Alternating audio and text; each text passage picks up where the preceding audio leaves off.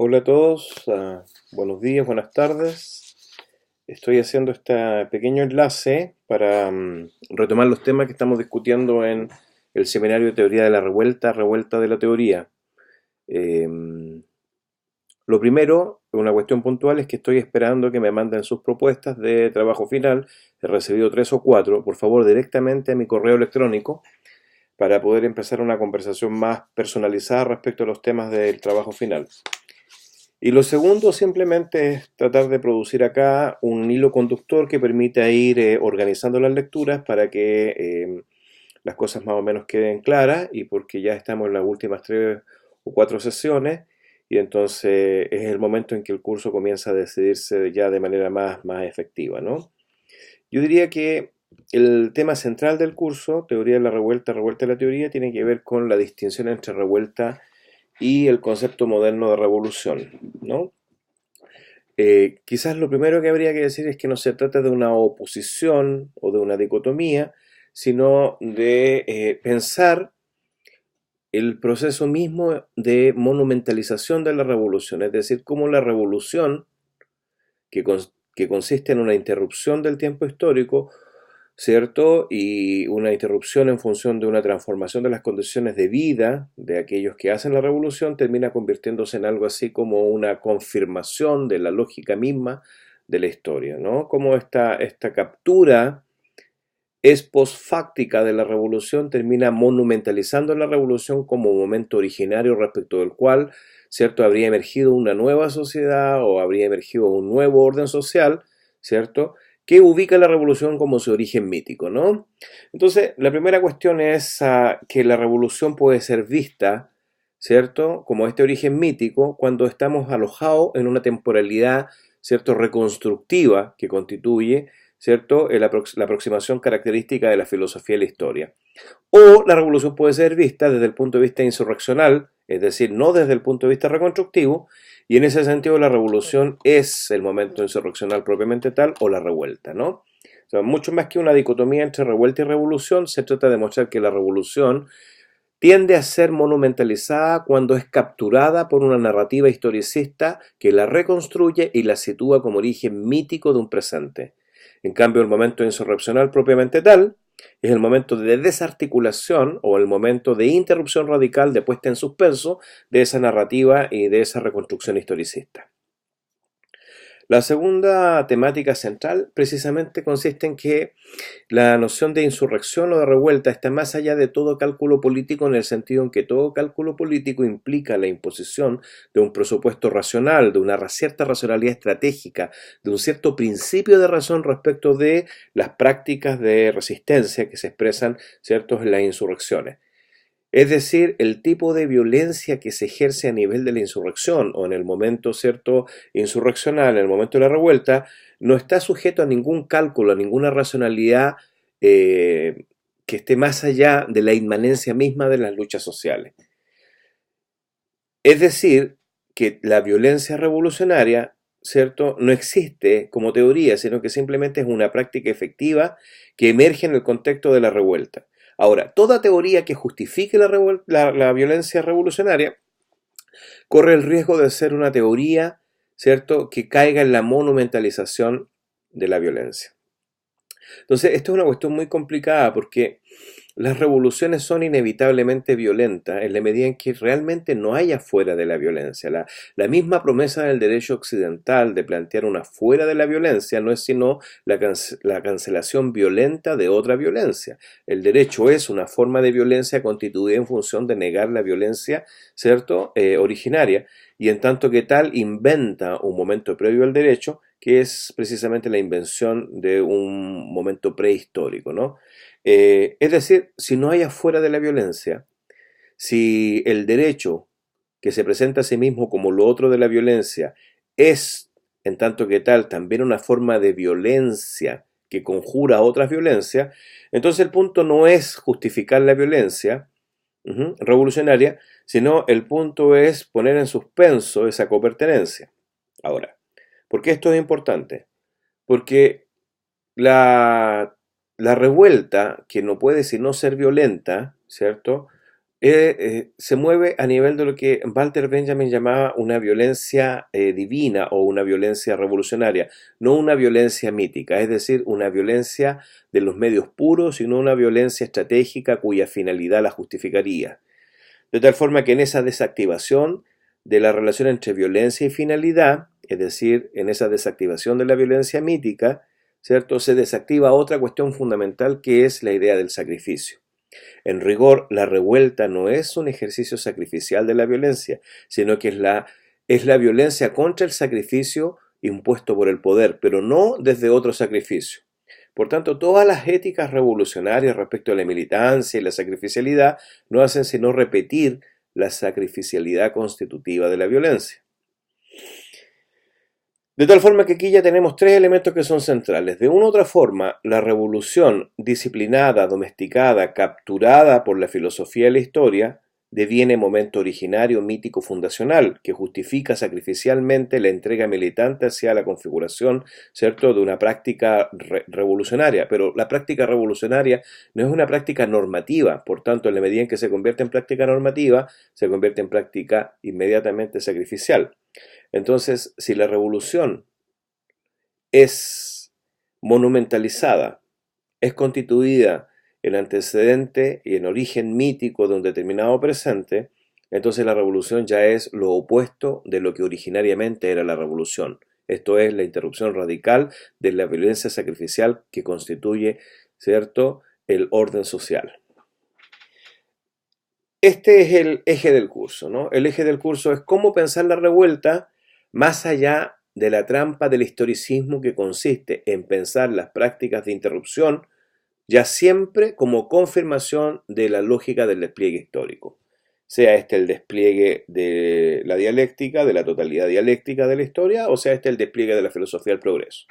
Entonces la pregunta central que hemos estado trabajando es muy sencilla y muy compleja a la vez. La pregunta es cómo pensar más allá del historicismo, esto es de la filosofía de la historia del capital. La primera estación, por supuesto, fue el concepto de interrupción y de práctica revolucionaria en Marx, donde existe la ambigüedad, por un lado, de que la revolución es la interrupción de la dominación burguesa, pero por otro lado también es la constitución, es el origen de un nuevo momento en la historia de la humanidad. Marx llega incluso a afirmar que este es el momento en que comienza la historia como historia de la libertad, ¿cierto? Pero por otro lado, Marx, ¿cierto?, que revisa permanentemente sus escritos, ¿no?, y sus afirmaciones previas, entiende que la revuelta no puede ser reducida estrictamente a estrategias de clase o a estrategias políticas propiamente europeas. De ahí entonces todo el debate contemporáneo sobre los escritos tardíos de Marx, sobre el problema de la comunidad agraria, sobre el problema de la organización de los campesinos, etc. De ahí nos movimos inmediatamente hacia la Gran Revolución o la Revolución de Octubre como momento fundacional no solo de la Tercera Internacional, sino también nos movimos hacia el debate en torno a la Revolución Rusa y su monumentalización. En el relato sacrificial de la izquierda occidental, particularmente importante en el contexto de la Guerra Fría, la Revolución Rusa inaugura la alternativa al capitalismo. Sin embargo, la Revolución Rusa es capitalizada radicalmente por un relato sacrificial, es decir, por un relato cuya función consiste en la justificación de un determinado presente histórico. Lo que estoy diciendo es muy sencillo, lo que estoy diciendo es que el momento insurreccional del 17 termina siendo traicionado por la institucionalización de la revolución. Y quizás esta sea la paradoja de toda revolución moderna, la de hacer transitar el momento insurreccional a un momento institucional. ¿Es posible escapar de eso? No estoy seguro. ¿Es posible pensar la insurrección permanente? No estoy seguro. ¿Es posible escapar del momento de institucionalización? No lo creo. Creo que el seminario complementario a este que habría que trabajar profundamente sería el de cómo pensar una teoría materialista de las instituciones. No creo que sea posible vivir permanentemente en la insurrección, en la revuelta, pero porque toda revuelta necesariamente debe instituir un nuevo orden de cosas, pero el problema entonces está en qué tipo de instituciones queremos. Y podemos verlo de esta manera. Todas las revoluciones modernas, empezando por la francesa, continuando con la rusa o la mexicana, la cubana o cualquier otra, adolecen precisamente de una refundación institucional que repite las taras previas. O si ustedes quieren, toda revolución moderna no es sino la metamorfosis de la soberanía y una transformación no de las estructuras de dominación, sino de la clase dominante, un cambio de clase dominante, por así decirlo. La segunda cuestión que es relevante en este contexto específico es determinar si la Revolución Rusa comienza a fracasar por la estalinización, por Stalin, por traicionar el carácter universalista de la Revolución Proletaria Internacional, o ya esta problemática está contenida en Lenin. Yo he colocado en el curso un texto un texto mío sobre Óscar del Barco, donde Óscar del Barco analiza que ya en Lenin, en la medida en que Lenin decide constituir los consejos obreros y militares o los soviets, ¿cierto? Empieza a dar la administración de las fábricas a consejos de expertos y no a los trabajadores mismos, y instala en la misma lógica de la revolución una división entre una vanguardia revolucionaria de expertos y el pueblo, y en esa distinción, la distinción entre el pueblo a ser emancipado y la vanguardia emancipadora, se restituye la lógica de la dominación burguesa que él mismo quiere superar, ¿no? De una u otra forma, en la teoría de los consejos de la administración de la vanguardia ya se restituye la misma lógica que el marxismo quiere superar. Es decir, la gran tragedia del marxismo en el siglo XX es la de restituir, ¿cierto?, la diferencia entre los emancipadores y los emancipados. O si ustedes quieren, para decirlo con los términos de Jacques Rancière, la gran paradoja del marxismo en el siglo XX habría sido la paradoja de abrogar, cancelar o suspender el comunismo de las inteligencias de los hombres comunes en nombre de el comunismo como una posibilidad en el futuro. Es decir, suspender el comunismo de las inteligencias en nombre de una vanguardia revolucionaria que funciona como experta. Inmediatamente después de eso trabajamos con la temática del historicismo propiamente en los textos benjaminianos, ¿no? Y el punto central es que el texto, las tesis sobre el concepto de historia, depende de la traducción de Walter Benjamin, ¿no? No solo se desmarca del historicismo y del material, no solo se desmarca de la filosofía de la historia, del progresismo, ¿cierto? Y de las concepciones vulgares de la decadencia de Occidente de su tiempo, sino que también es una crítica fundamental de lo que en ese momento se está constituyendo como la vulgata del materialismo histórico. La idea, dice él, de que la clase obrera nada a favor de la corriente, ¿cierto?, no hace sino restituir un principio progresista, ¿cierto?, que es el principio distintivo de la lógica historicista de la filosofía de la historia del capital. De tal forma que lo que está en juego para Benjamin es la crítica destructiva de la filosofía de la historia del capital, del historicismo, ¿cierto?, del progresismo, para atender a la historicidad material y efectiva de los procesos sociales, ¿cierto? Y en ese sentido, otra vez, Benjamin, ¿cierto?, mucho más abierto hacia la indeterminación radical de la revuelta, piensa que toda lógica que restituye un principio de razón en función de un futuro posible no es sino una lógica disciplinante, una lógica historicista, es decir, una lógica que restituye el sacrificio, la sacrificialidad. De ahí entonces la diferencia fundamental entre la violencia divina y la violencia mítica en el texto famoso Crítica de la violencia de Benjamin, que no hemos leído, pero que está en el horizonte. Y de ahí, por supuesto, la diferencia entre Benjamin y Sorel, quien pertenecería precisamente por este problema, el de la violencia sacrificial, a una tradición de pensamiento sacrificial moderno, que podríamos ubicar con Hobbes o incluso con Robespierre, y llegaría hasta el mismo Sorel, que es aquel pensamiento que entiende que la violencia tiene una función social, una función fundacional, una función constitutiva en la transformación social. En todas estas teorías de la violencia sacrificial, la violencia tiene un rendimiento, tiene una funcionalidad táctica o estratégica. En cambio, en Benjamin o en Jesse, como veremos posteriormente, no existe ese tipo de fundamentación estratégica o táctica de la violencia, porque la violencia es inmanente a las prácticas sociales y no necesita estar justificada de acuerdo a la racionalidad medios-fines. Esto nos permite entonces poner en cuestión una cuestión que quizás es la más complicada y en la que estamos trabajando. ¿Cómo pensar la revuelta sin restituir las categorías propias de la filosofía de la historia del capital? ¿Qué quiero decir con filosofía de la historia del capital? Quiero decir aquella filosofía que piensa la historia como un despliegue ¿cierto? Arqueoteleológico, es decir, que tiene un arqueo, un arqué, un origen, ¿cierto? Fundacional que determina un telos. Entonces, en este despliegue arqueoteleológico, ¿cierto? La filosofía de la historia del capital es la que nosotros conocemos como aquella que comienza con la acumulación primitiva del capital y que desemboca en el progreso y la paz perpetua de la humanidad, es decir, el progreso permanente de los procesos de acumulación a través de pacificación, nacionalización, estado en forma, industrialización, modernización, etcétera, etcétera, etcétera. ¿Cómo pensar entonces contra esta filosofía de la historia y contra este mecanismo arqueoteleológico, la revuelta? ¿Cómo pensar la revuelta, cierto, suspendiendo esta disposición arqueoteleológica? Esa es la pregunta central. Es decir, cómo establecer una relación con la historia, digamos, una relación abierta a la historicidad que se escape de la arqueoteleología constitutiva, cierto, de la filosofía de la historia del capital.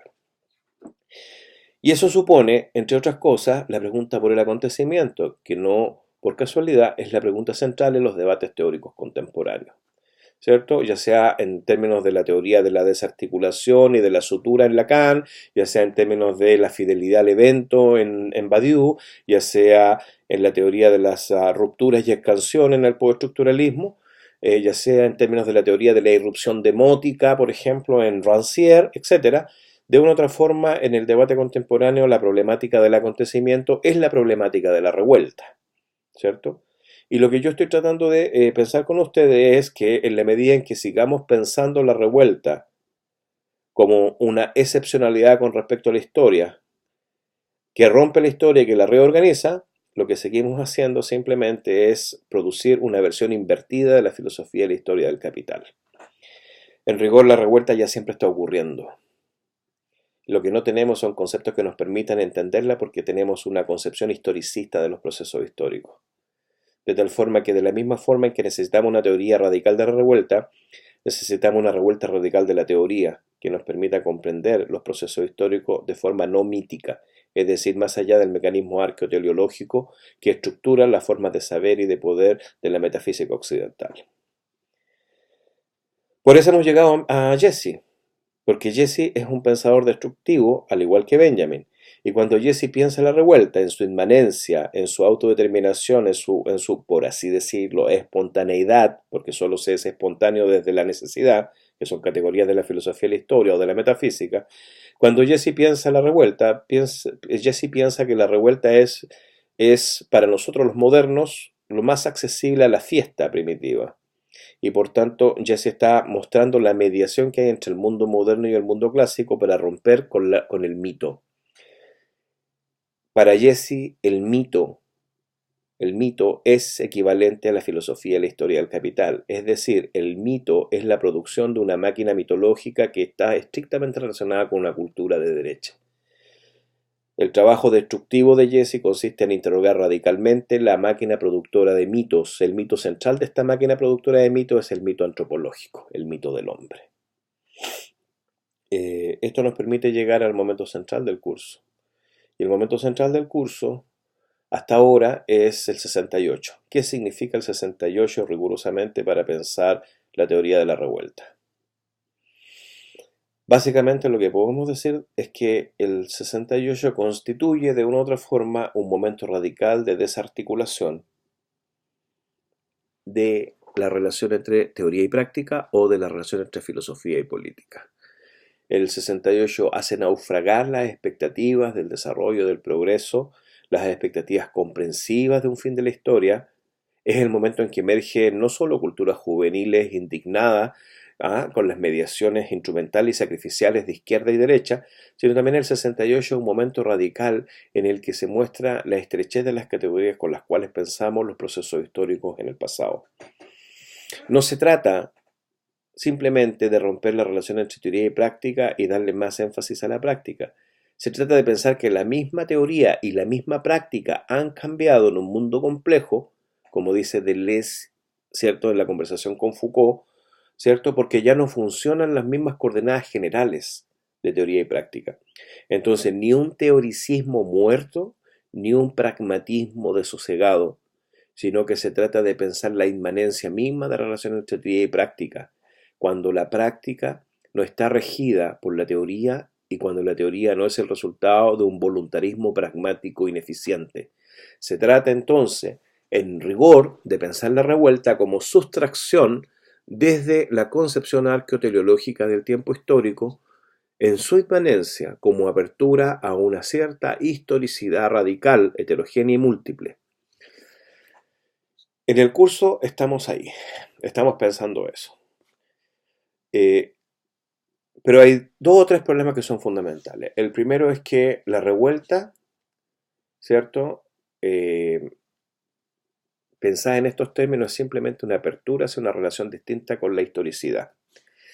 Pero no se puede vivir en la revuelta, no se puede vivir en la irrupción demótica permanentemente, no se puede vivir en el arrebato psicótico permanentemente. Es necesaria una rearticulación, es necesaria una sutura, es necesaria un nuevo proceso de institucionalización.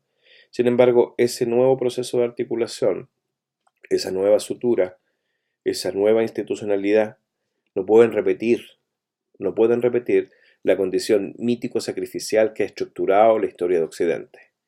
Y lo que todos estos pensadores nos están invitando a pensar radicalmente es la forma en que podamos pensar, ¿cierto?, más allá de este principio sacrificial arqueoteleológico en una lógica de la política que no sea o que no esté determinada por la voluntad de poder, es decir, por el principio hegemónico de hacerse con el poder y a partir de ahí dirigir una transformación social.